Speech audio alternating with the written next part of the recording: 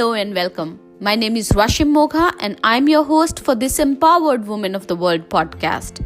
This podcast is for you, it is for me, and it is for all women who want to take charge of their career and happiness. In this weekly podcast, we'll talk about technology, we'll talk about leadership, and we will talk about mindfulness. We'll talk about how you can discover, visualize, and actualize your success, whatever that means to you. We'll also talk about our common opponent, the conscious and unconscious bias, which we deal with on daily basis. And we'll share ways to navigate work politics. At the end of each podcast, I will share with you a tip or a resource that you can use to be successful. It's going to be a fun ride, so hop on and join me on this journey every week. And today's topic is actually it's actually the recording of the radio show that I did last week. And I wanted to share this with you because I know many of you in the audience had actually shown interest in learning more about my journey. And sharing these things on a radio show, my journey and my struggles was really personal. And I was a little hesitant sharing it, but then I thought that everybody, needed to know that behind every success that you have, there are so many challenges that you have to overcome. So here is it for you. I hope you enjoy it.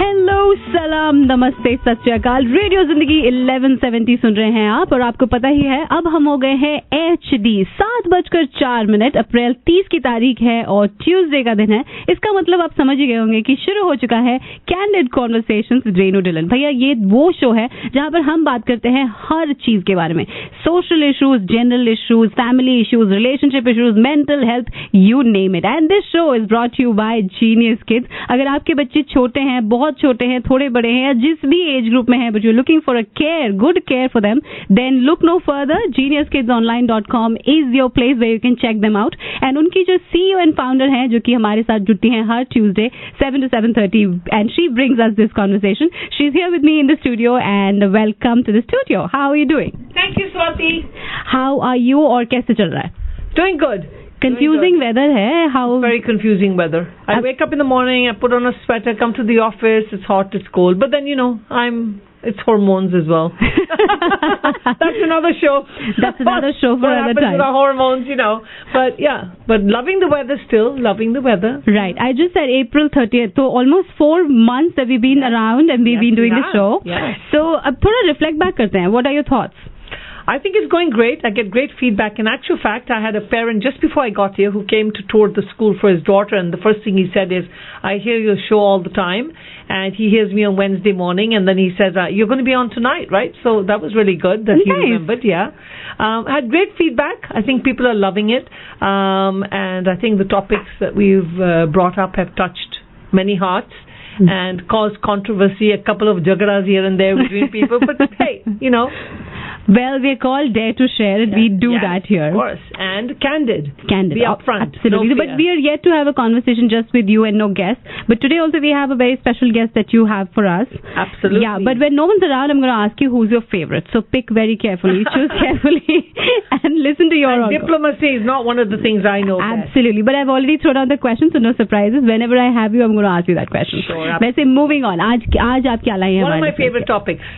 Empowered women who make a difference in the lives of others. So we have none other than actually the recipient of one of our Women Empowerment Awardees.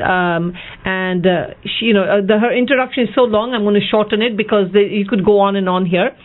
So she's got a book, Amazon #1 best-selling author of Fast Track Your Leadership Career.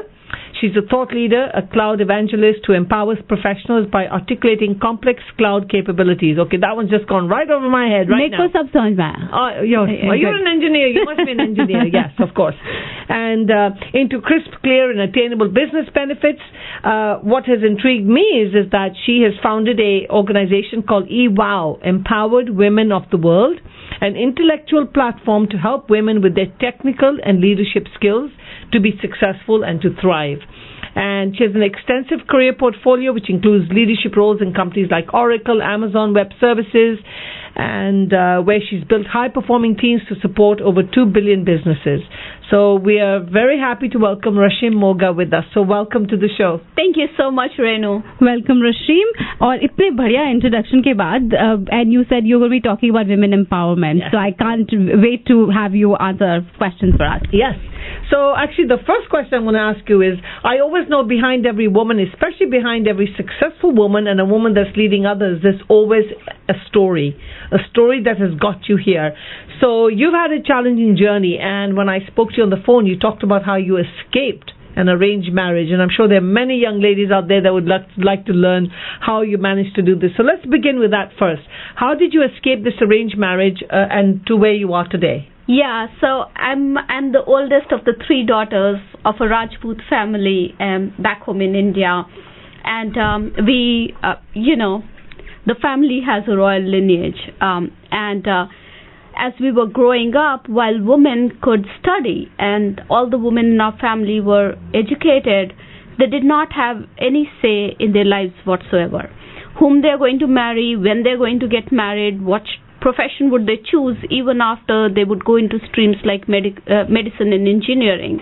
Whether they would work after marriage or not was all dependent on, either the men in their family or the men in the families that they got married into. And that was not something that was acceptable to me as I was growing up. Right after I finished my computer science program and joined my first job, there were these conversations that started happening. We need to get her married, and these conversations would happen, and I would just walk out of the house, or I would fight back. And then one fine day, my dad just came back home, and he said to me that I talked to some guy's parents, and if they're okay with it, we are going to just go ahead with the marriage. And at that time, I realized, no, I have to do something about it. So I walked out of the house. It was a cold, chilly winter night, and it was about 10 p.m. at night time. And it was dark, right? And I walk out, and I would have gone about half a kilometer. In India, we still do kilometers. So, and then I noticed that there were some people following me. And at that time, I realized it was not the smartest move to walk out of the house. So I ran back, went back into my house. And then I said, if I have to move out of here, I have to be financially independent, and I have to figure out a way to move out. So then, and my book begins with this story because then I leveraged the sponsors that I had within my organization and the leaders that I worked with to actually come to U.S., to get transferred to U.S. and kind of avoid that situation. So you avoided the introductions to the prospective grooms? Yes, I did. And if you look back, what does your dad say about this now? Well, it took him some time to come around. He's actually visiting right now. I hope he's not listening to this. Hey, Daddy. Hey, Daddy. But I'm still the black sheep in the family. But what I did was I realized that I kind of opened the doors for for the next generation, and even for my, I'm the oldest one in my family. So my second sister decided not to get married. And she's in Seattle right now. She works for Amazon. And my third sister decided to get married, but to someone who is outside of our community. So, and similar things, like when I became the black sheep, I think it took the pressure off of so many people within the family as well. So then there are a lot of examples in my cousins who did not go ahead and get married to people in the community or decided to just have a different path in life. So or at least have a say in your own life. Yeah, exactly. At the least. Yeah. So when you came out here, so basically you got a sponsorship to come out here to the U.S. Is that how you managed to come came here? on an L1A visa, company transfer visa. I was in Chicago for a week, and it was just too cold for me in February. So I wrote to my manager, said, I'll need medical attention if you don't move me out of here. So they moved me out to California because there was a client that I had worked with earlier on, and that's how my journey in the Bay Area started in 2005. So how did your parents even allow you to move to the US, especially ladka dekhne aane wala hai and you just... Yes, that's the tricky part, right? So even before this whole thing started, I would come and go back. So I would come on business trips. So I already had a B1 visa that existed and everything else. The day when I was planning to move over here, I did not tell my parents. So, you know how it traditionally happens, like your visa has to be stamped, only then you can get the ticket and everything else. So I used to work for a company called NIIT, and they told me that my visa was done, but somebody had to go collect my passport, and they had a guy going out there collecting it, and he would bring the tickets. So my flight was like 2 a.m. in the morning, and it was around 10 o'clock Saturday morning, and I was pacing on the roof. In India, you have chat and the roof and where you can actually walk. And my mom comes to me and my mom says to me, like, you're pacing and you're stressed out. Like, what's going on? I said, that's because I'm going to US tonight. And my mom says, okay, because she knew how sometimes I would travel on a moment's notice and everything else. And then she said, and when are you coming back? And I said, never. And she says, what? And I said, yeah, never. I'm going. And she says, okay, let's get you a pressure cooker because you can't cook without it. That's the first reaction. Yes. So that's mom for you. That's what we did. And then, so I told my dad that I was going to come back, like this was temporary. And then I did go back for 1 month because of the visa processing and everything else. And I came back over here and then never went back. Never went back. So, you know, you've written a book and where you've speak about many events on leadership and empowerment.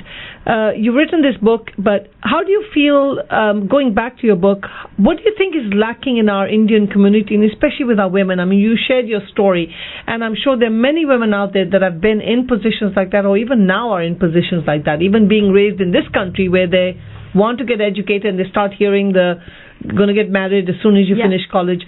What is your message to them? I think let's go back on what's missing. I think the way the whole conversation starts even before a girl is born is the mindset, you know. Yes. It's even when men and women both get educated, how they feel towards the role of a woman in a society. And that's the biggest part. I sometimes think about it, and everything in life happens for a reason, I believe. But if I wouldn't have gotten that opportunity through my organization to come out over here, I have chills when I think about what my life could have been. And it's, I don't know if I would have even been able to survive that life, or, so the message is, we are 51% of the population. Women are 51% of the population. We are not a minority. Don't treat us like a minority. And then you can't have, if you use 49% of your population and their ideas to determine how the world should look like, it would not be an ideal world for anybody. So at this point, I'd like to remind our listeners that you are listening to Candid Conversations with Renu Dillon, and हमारे साथ हैं Rashmi Moga, who's eWOW.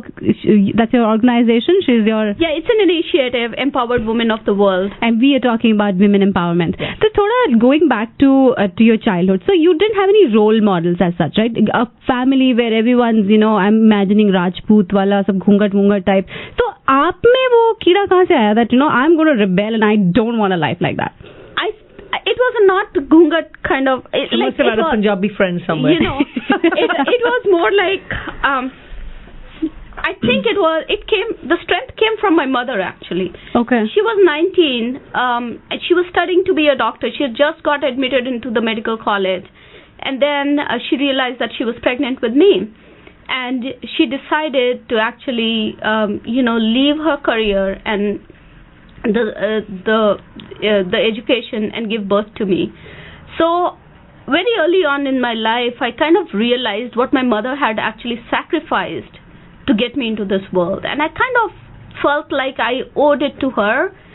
And also growing up, as I mentioned, we were 3 sisters, so it wasn't easy in the community either with having no brother. Yeah. So it kind of, that inner strength was there. Like, we're still between my mom and my sisters, we're still a close-knit family, to an extent that if my sister buys something in India, she'll buy like three of a kind. Oh, and so have sweet. Same stuff. And same here. If I would buy something, I would buy three of a kind. Maybe the colors would change of a top or a pair of jeans that I'm wearing, and we still like that. So I think we realized that if we weren't together and as a unit, we would not be able to survive. So you always had their support with you. I always had their support, and we are just it's just amazing, like how we have grown up, but we are still like so tight to the hip. So are you married? Oh, sorry. Are you married now? Yes, I am married. I'm married to a person who okay. happens to be Good to know. who happens to be half Persian, half Nicaraguan. And I met him over here. Wonderful. Yeah, and I have two little kids, a 9-year-old and a 6-year-old. How nice. Yes. So how did mom and dad feel about that? Not bringing a Rajput home. I did not actually do meet the parents until 7 months after we got married. So we got actually even more. She's a rebel out and out. Yeah. So I told my parents 1 week before we were getting married that we were actually getting married. My mom, of course, she's like my elder sister, so she knows everything that's going on in my life. But I really told my dad a week before. What was his reaction? And he was like, at that point, I think my dad had kind of given up on me. So he was like, at least she's getting married, right? Okay. But it was in May of 2006 that we got married, and it was only in February of 2007 that we went back to India and we did meet the parents. All right. So going back to your, you deriving strength from your mom and your sisters, as a person who's so successful in their careers, how do you, what do you have to say about women helping other women, and how can we support each other and encourage each other and empower each other to, get and help each other in getting where we need to? So I think that feeling of tribe, community, and sisterhood is really important.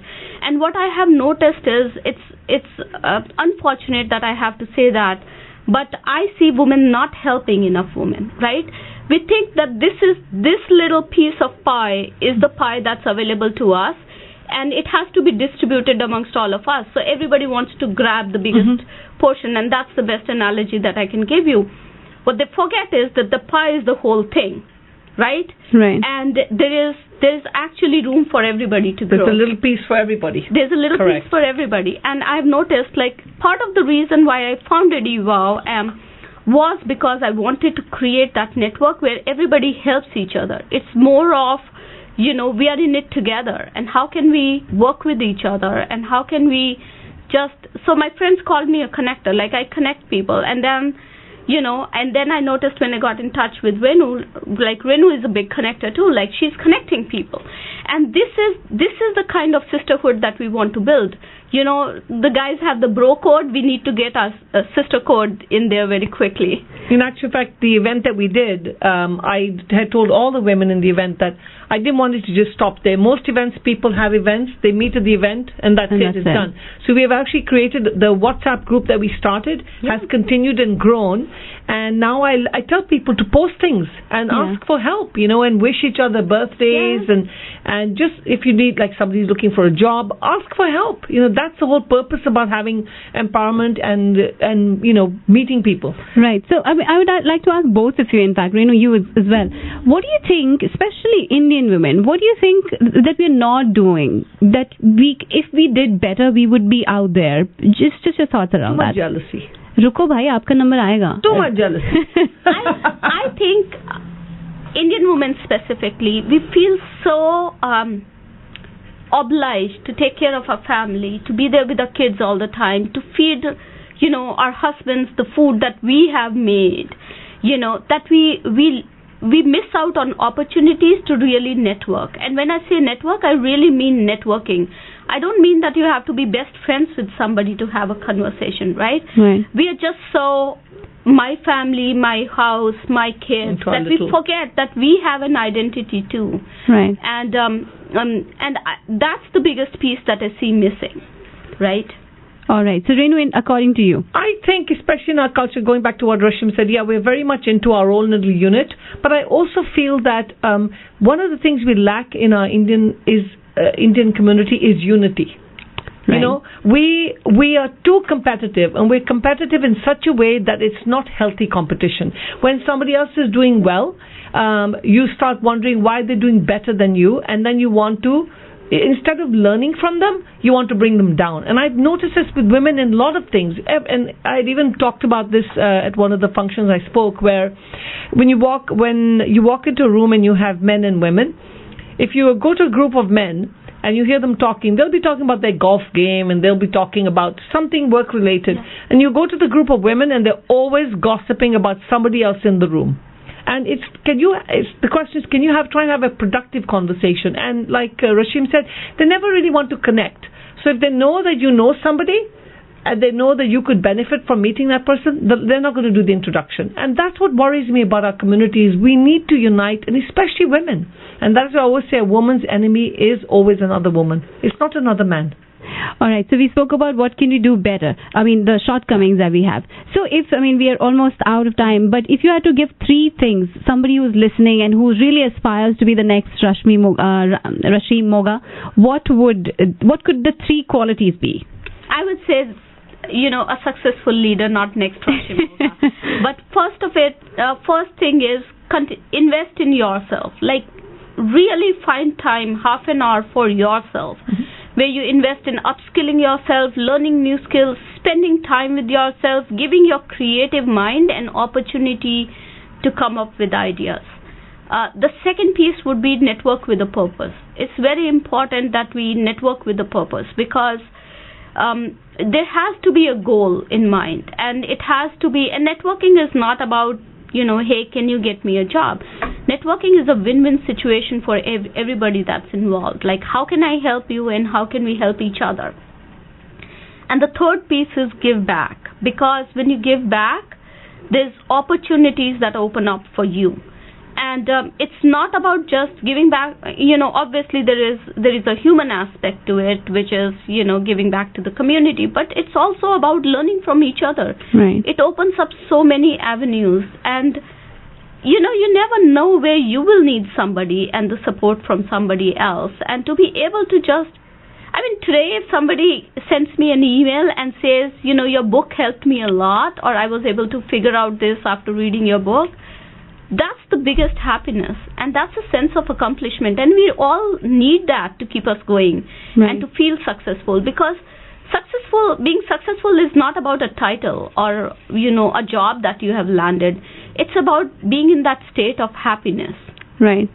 Very well said. Renu, what do you think? What are the qualities that you think will get someone to their idea of success? Honesty. Being upfront, not being afraid to speak your mind. Learn to compete with only yourself. I always want to create a better version of myself. I don't want to become somebody else. I want to be a better version of Renu. And that's what I believe. So the goals I set for myself are always what I can achieve. Right. It's good to look at other people and learn from other people. And I'm definitely all about connecting with a purpose. I think it makes a huge difference. But definitely spending time on yourself, self-reflection.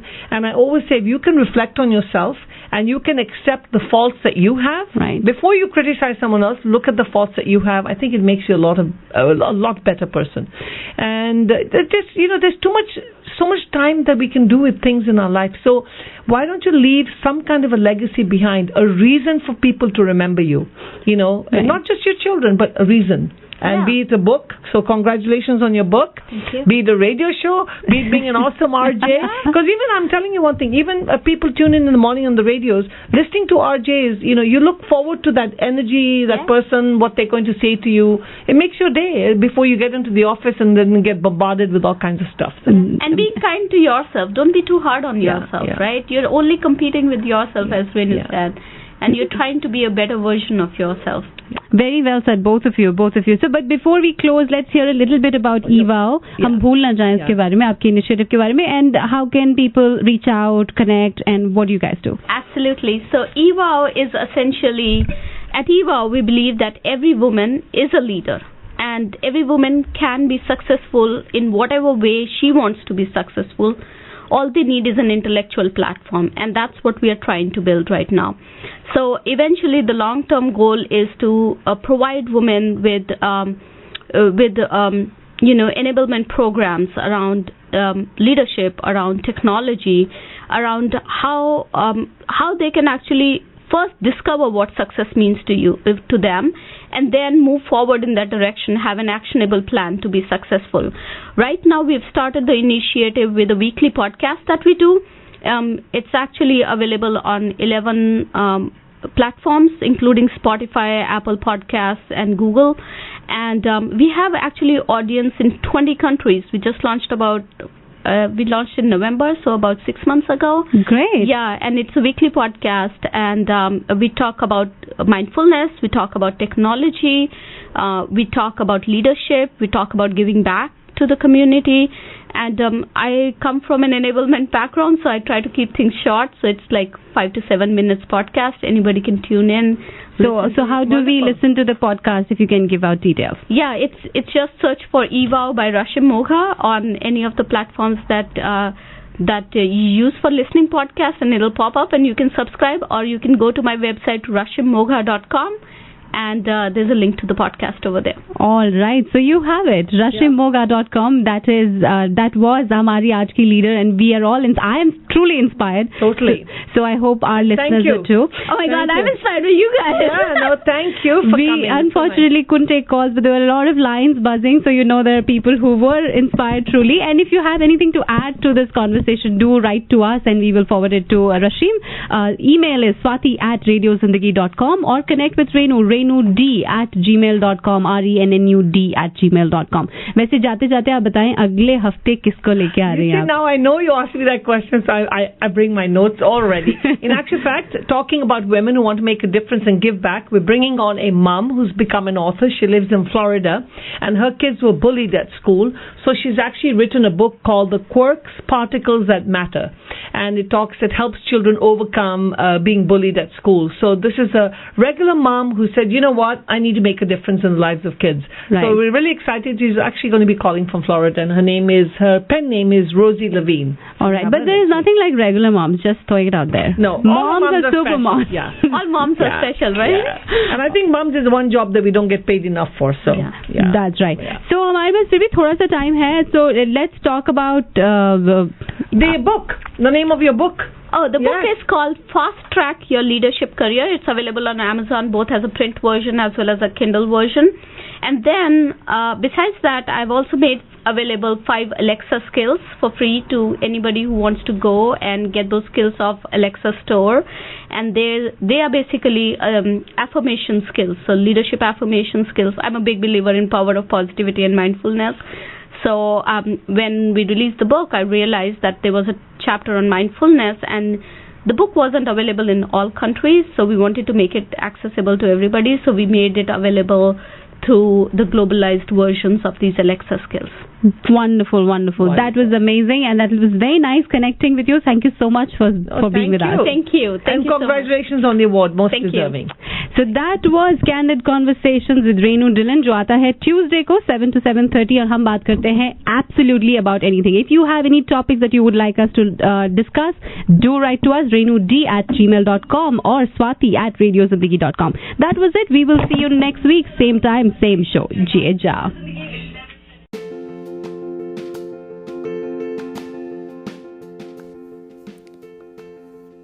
So, empowered women of the world, I hope you enjoyed this episode and my interview. Thank you for joining me today, and thank you for loving, liking, supporting, and sharing the podcast. Remember, sharing is caring. I love your feedback, emails, and messages, so please keep them coming. We now have an audience spanning across 20 countries, and our tribe is growing. It's getting very exciting. I look forward to seeing you again in our next podcast. Till then, keep empowering the world.